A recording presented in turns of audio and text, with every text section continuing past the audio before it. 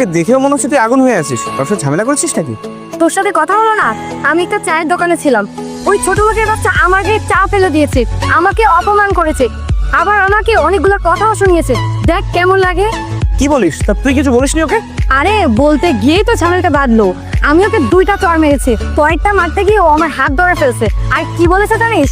আমাকে বলেছে আমি ওদের চায়ের বিল না দিই তাহলে নাকি আমাকে এখান থেকে যেতেই দিবে না। আমিও দিতে রাজি হইনি। তারপর আমাকে 500 টাকাতে নোট ধরিয়ে দিয়ে বলেছে ব্যবহারের বংশের পরিচয় নামক বইটি বাজার থেকে কিনে আনতে। দেখ কেমন লাগে, কত বড় সাহস। কি এত বড় সাহস? ওর একটা ব্যবস্থা করতে হবে। আরে কই যাচ্ছিস? ওকে মারতে? পাগল নাকি তুই?